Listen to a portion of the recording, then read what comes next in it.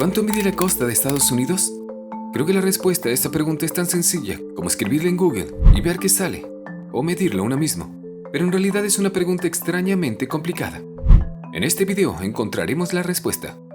Acompáñenos. Suscríbete y déjanos tu opinión en la caja de comentarios. Volviendo al video, los institutos de investigaciones del Congreso dicen que la longitud es de 29.093 millas, mientras que la CIA cita una cifra diferente, 19.924 millas. Mientras que la Administración Nacional Oceánica y Atmosférica, o NOEE, cita una cifra mucho mayor, 95.471 millas. Y la discrepancia entre las respuestas de estas tres organizaciones no se limita a la costa de Estados Unidos. La mayoría de las fuentes coinciden en que la respuesta es Canadá, lo cual no es sorprendente, porque Canadá es un país geográficamente enorme y el segundo más grande del mundo, con una costa que puede verse claramente en un mapa. Pero según el World Factbook de la CIA, la respuesta al país con la segunda costa más larga del mundo es mucho más interesante y menos esperada. Noruega es potencialmente inesperada porque no es un país enorme y a primera vista tampoco parece que su costa sea especialmente larga. Pero lo que ocurre con Noruega es que cuanto más se acerca uno a la costa de Noruega, más complicada parece resultar. La costa está dominada por fiordos dentados que zigzaguean en todas direcciones. Basta con mirar todas estas pequeñas islas alrededor de la costa a las afueras de Estocolmo. Por eso, al medir las costas de cada uno de estos países, hay que calcular individualmente los enlaces de todos estos cientos de miles de islas y sumarlos a la suma de la costa continental del país.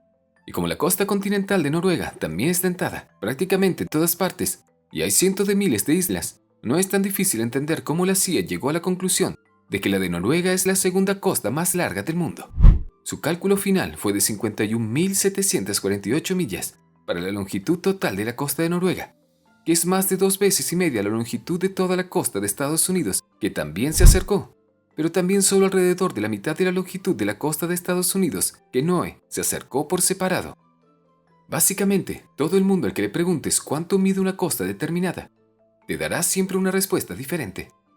También es bastante fácil ver cómo puede acabar ocurriendo cuando uno mismo intenta medir la costa de un país. Y por mucho que nos acerquemos a un lugar como la costa oeste de Escocia, la línea costera se vuelve cada vez más detallada hasta llegar a la propia playa y los granos de arena que la componen. Lo más difícil de medir la costa de un país es decidir por dónde empezar. Y si se quiere ser completamente preciso con la cifra final, habrá que analizar minuciosamente cada trozo de costa con algo parecido a un microscopio electrónico. Es mucho más sencillo calcular la longitud total de la costa, así que vamos a utilizar una regla de 200 kilómetros de largo, con varias de estas reglas de 200 kilómetros de largo alrededor de la costa de Gran Bretaña, hasta que rodeemos la isla con 12 de ellas, lo que sumado equivale a una longitud estimada de 2.400 kilómetros. Hacemos lo mismo con estas reglas más pequeñas, y ahora encontramos que nos lleva 28 de ellas, solo alrededor de la costa, lo que sumado nos da un nuevo total en longitud de 2.800 kilómetros, 400 más de los que teníamos durante la medición inicial. Y si volvemos a aumentar el tamaño de la regla a 50 kilómetros, nos llevará 68 de ellos rodear la costa. Esta es la paradoja de la línea de costa en acción. Cada vez que utilizamos una regla más pequeña para medir la longitud de la costa de un país, la respuesta es cada vez mayor, hasta el punto de que podríamos utilizar reglas de tamaño atómico y la respuesta empezaría a aproximarse al infinito. Y esto significa que cuanto más compleja es la costa de una zona, más abierta está su longitud y extensión a la interpretación personal, lo que ha tenido fascinantes implicaciones en la geopolítica mundial a lo largo de los tiempos. 40 años antes de que los estadounidenses compraran Alaska, el territorio había pertenecido a los rusos, y estos firmaron un acuerdo con el Reino Unido que definía parcialmente la frontera aquí, con una frase muy ambigua que decía una línea paralela a la sinuosidad de la costa. Por supuesto, la costa de la región Alaskan Panhandle se parece bastante a la costa oeste de Noruega y está cubierta de fiordos dentados e islas dispersas, lo que significa que el alcance de lo sinuoso de la costa está en cierto modo abierto a tu propia interpretación en la forma de medirlo. Eso era paralelo a la sinuosidad de la costa, con la costa más larga según la mayoría de las mediciones. Pero por supuesto, la cuestión de cómo medir con precisión la accidentada costa de Alaska, en muchas islas, ha seguido siendo un problema en la cartografía hasta nuestros días, utilizando dos métodos totalmente diferentes. El CRC midió la costa de Alaska en 10.960 kilómetros, mientras que nadie la midió por separado en casi 5 veces más larga, 54.563 kilómetros. lo que parece un poco absurdo porque es más larga que toda la circunferencia de la Tierra.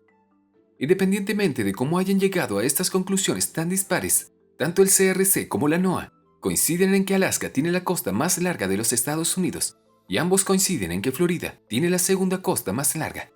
El CRC cree que California y Hawái poseen la tercera y cuarta costa más largas de los Estados Unidos, lo cual tiene sentido, ya que California tiene una larga costa y Hawái es un montón de islas. Pero NOAA, por el contrario, insiste en que el orden después de Florida es en realidad Luisiana y Maine, por la tercera y cuarta costas más largas.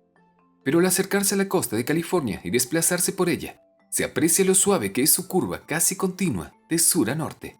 Por el contrario, si nos acercamos a la costa de Luisiana o la de Maine, nos damos cuenta rápidamente de que ambas son increíblemente irregulares y fragmentadas en casi todas partes. Y cuando se utilizan unidades de medidas más pequeñas, como supongo que hizo NOAA, no es tan difícil ver cómo se llegó a la conclusión de que la costa de Luisiana es más del doble de larga que la de California. Y como al utilizar unidades de medidas más largas, como supongo que hizo el CRC, se llegó al resultado opuesto de que la costa de California es aproximadamente el doble de larga que la de Luisiana. Lo fascinante, sin embargo, es que ambas respuestas son técnicamente ciertas y simplemente depende de tu propia perspectiva y opinión si California o Luisiana tienen la costa más larga o no. La suma de los segmentos utilizados para medir una línea curva como una frontera o una costa es inversamente proporcional a la longitud común de dichos segmentos. Este método de medición funciona bien en curvas suaves, como la costa de California o la costa de África. Por eso, cuando se utilizan reglas cada vez más pequeñas, la longitud de la costa nunca converge hacia una respuesta fija con la que todo el mundo esté de acuerdo. Mandelbrot explica el concepto de fractales aplicado a la medición de la costa de Gran Bretaña. Una de las principales propiedades de los fractales geométricos es su autosemejanza, lo que significa que por mucho que nos fijemos en ellos, sigue apareciendo la misma forma general en todas las costas dentadas, en particular en la costa oeste de Escocia. La línea de costa siempre se desplaza debido a la erosión causada por las constantes fuerzas del viento y mareas, lo que teóricamente podría significar que su medida de la costa podría llegar a ser infinitamente larga y por tanto indefinida sin una respuesta satisfactoria exacta.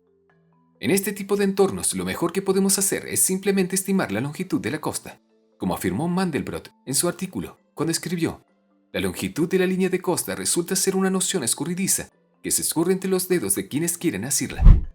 Si el video te gustó, suscríbete y déjanos tu opinión en la caja de comentarios a continuación. Esto fue Economías para Inquietos y como siempre, gracias por vernos.